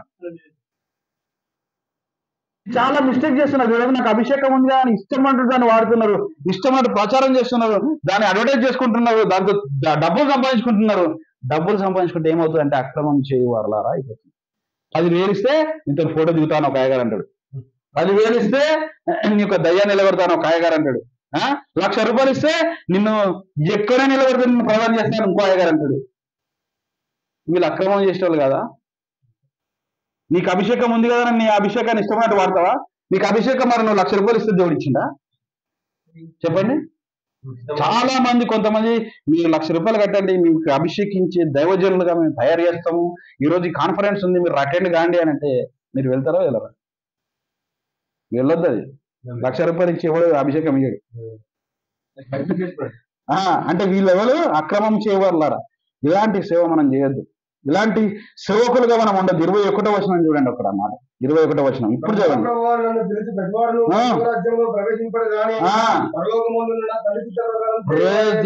ఈ రోజు లాస్ట్ వాక్యం ఇదే. ఏంటిదంటే దేవుని చిత్తానుసారంగా మనం సేవ చేయాలి. దేవుని చిత్తాన్ని మనం కనుగోవాలి. దేవుని అభిషేక చిత్తం ఎక్కడుంది? ఇక్కడ సౌలు దేవుని చిత్త ప్రకారంగా చేయట్లే. ఇక్కడ సౌలు ఆయన చేయమన్న మాట చేయట్లే. దావీదు చేస్తా ఉన్నాడు చేయమన్న మాట. ఎక్కడికి వెళ్ళమన్నా? హెబ్రోన్లో ఉండన్నా, యెరూషలేములో ఉండన్నా. హెబ్రోన్లో ఉండన్నా, యెరూషలేములో ఉన్నా. వాళ్ళతో యుద్ధం చేయన్నా వద్దా, ఫిలిష్తీయులతో వెళ్ళి పోరాడన్నా వద్దా. వద్ద అంటే ఉంటున్నాడు, పోమంటే పోతున్నాడు. ఇది కానీ సౌలు దురాత్మ వచ్చినప్పుడు ఆడతాడు ఇట్లా. దాన్ని ఏమంటారు, బయట చిట్లు పట్టుకుని ఆడతారు కదా. కొంతమంది ఎవరుతూ ఉంటారు కదా, అది దురాత్మ, దేవునాత్మ కాదు. యాపకొమ్మలు పట్టుకొని ఎగురుతూ ఉంటారు, అది దురాత్మ. అట్లా ఎగురుతాడు సౌలు, తెలుసా? అట్లనే ఉంటుండే. ఎప్పుడైతే హల్లెలూయా పాట పాడితే మళ్ళీ వెళ్ళిపోవాలి, సెట్ అయిపోవాలి. కనుక ఎప్పుడైతే ఈ అభిషేకం పొందిన తర్వాత దేవుని చిత్తాన్ని మనం పాటించాలి. కానీ దాన్ని అభిషేకం పొందుకున్న తర్వాత దేవుని చిత్తాన్ని ఇష్టానుసారంగా మనం, అభిషేకాన్ని ఇష్టానుసారంగా మనం వాడదు. కనుక అభిషేకం ద్వారా మనం పొందుకునేది ఏంటి అంటే టాలెంట్స్ బయటపడతాయి, ధైర్యం ఇస్తుంది, మూడోదిగా మంచి సంబంధాలు ఏర్పడతాయి, బాధ్యతను ఇస్తుంది, శక్తిని ఇస్తుంది. అభిషేకముతో ఉన్నటువంటి వ్యక్తి దేవునితో కనెక్ట్ అవుతాడు. సౌలు దావీదుల వలె మనము సౌలు వలె కాకుండా దావీదు వలె మనం కనెక్ట్ అవుతాం. కనుక అక్రమం చేయవారిలాగా మనము సేవ చేయొద్దు, కానీ దేవుని చిత్తానుసారంగా మనము సేవ చేయాలి. కనుక దేవుడి వాక్యాన్ని దీవించడం యొక్క మరి అభిషేకం ఉన్నటువంటి వ్యక్తులుగా మనం ఉండాలి. అభిషేకం పొందుకోవాలి. అభిషేకం తర్వాత మన జీవితాల విధంగా మారిపోవాలి. చిన్న ప్రార్థన చేసుకొని, కళ్ళు మూసుకొని ప్రార్థన చేసుకొని, అభిషేకం గురించి దేవుడు ఇచ్చినటువంటి వర్తమానం ద్వారా దేవుడు మనతో మాట్లాడాడు కాబట్టి ఆ అభిషేకం పొందుకోలాగిన అవన్నీ తలాంతలు మనకు వచ్చేలాగా ప్రార్థన చేసుకున్నాం. మహోన్నతుడా, పరిశుద్ధుడా అన్న తండ్రి నీకు వందనాలు. కనికరంగల రాజా, గొప్ప దేవాన్న తండ్రి నీకు వందనాలు. ఆశ్చర్యకరుడన్న తండ్రి నీకే వందనాలు. అయ్యా, అభిషేకం తర్వాత మేము ఎలాంటి ఏవి పొందుకుంటామో దేవా నువ్వు మాకు నేర్పించావు నాయన. కనికరం గల రాజా, గొప్ప దేవానికి వందనాలు, స్తోత్రాలు నా తండ్రి. అభిషేకం పొందుకొని నీ యొక్క చిత్తానుసారంగా నీ చిత్రాన్ని నెరవేర్చే దైవ సేవకులుగా మేము ఉండే భాగ్యాన్ని మాకు అనుగ్రహించమని దేవా, ఈ వాక్యంలో దోషం ఉంటే మమ్మల్ని క్షమించము, మేము ఎక్కువగా మాట్లాడితే మమ్మల్ని క్షమించము నా తండ్రి, నన్ను క్షమించము. ఈ మాటల్లో దేవా మమ్మల్ని సర్వసత్యంలోకి నడిపించే గొప్ప దైవజనులుగా మమ్మల్ని తయారు చేయమని నన్ను తగ్గించుకుంటూ నేను ఆనందిస్తాను. నజరేయుడైన యేసు పవిత్రమైన నామమున మీకు ఇంకా బతుకులు పెట్టుకొచ్చినాను తండ్రి. Amen, amen. Thank you.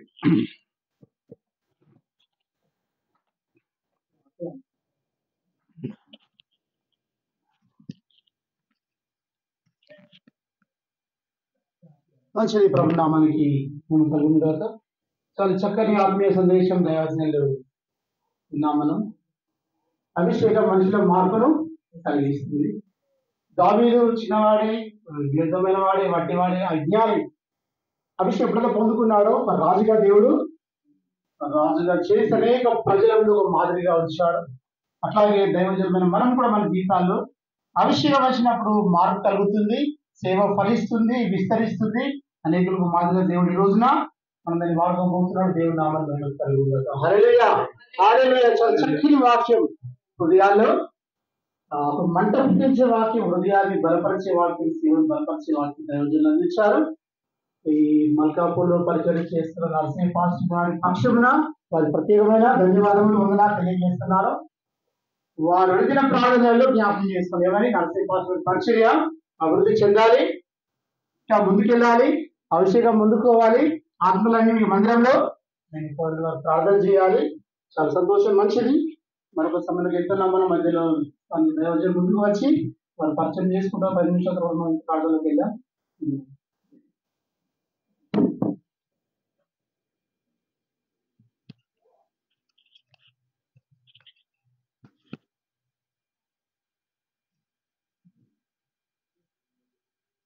మంచిది. మరి ఆశపడిన ప్రాణాలను ప్రాణాన్ని దేవుని మాట్లాడుతుంది. ఇంతవరకు సందేశం దేవదాసిన సందేశం మన జీవితాన్ని మన జీవితం ఎలా మార్చుకున్నాం, ఎలా ముందుకు వెళ్దాం. ఆ సందేశం ఉన్నప్పుడు నిజంగా ఒకప్పుడు నా జీవితం గొప్ప. దావీదు అడిలో గొర్రెల కాసువాడు ప్రార్థనించబడినట్టు దేవుని గొప్పదైనది. నేను ఎక్కడో నేను కూడా వ్యవసాయం చేసేవాడిని. నీళ్ళు కట్టుకొని ఇక్కడ అడుగుతున్న పశువులు మేపుతూ వ్యవసాయం చేస్తూ చాలా కాలం వరకు వ్యవసాయంలోనే నిగ్నమైనా నేను ఈ ప్రాంతం వచ్చి ఈ సేవ చేస్తాను నేను ఎన్నడూ కూడా కళలు అనుకోలేదు. ఒక ప్రాంతాన్ని విడిచిపెట్టి ఒక జిల్లా విడిచిపెట్టి ఈ జిల్లాకు వచ్చి ప్రాంతం చేస్తాను. ఎన్ని కష్టాలు వచ్చినా, ఎన్ని తరంగాలు వచ్చినా, ఎన్ని ఇబ్బందులు వచ్చినా నాది ఒకటే ఒక మనసు, నా మరణ వరకు నేను సేవలో ఉండాలని ఆ ఉద్దేశం చొప్పునే నేను నా తీర్మానం చేసుకున్నాను. చిన్న సమస్యలు చెప్తే తెల్లారని, కానీ ఇంతవరకు దైవజనుల ద్వారా వాక్యం ద్వారా మరి హెచ్చరించబడుతున్నాను. అది నిజంగా వాస్తవమే. మనుషులమైన మనము దేవుని విచారం చేయకపోతే ఏ కార్యం జరగలేదన్న మాట వచ్చాను నా హృదయంలో. దావీదు ప్రతిసారి విచారం చేసిండు, ఒకే ఒకసారి విచారం చేయండి. పరిశుద్ధ గ్రంథంలో తెలియజేస్తుంది.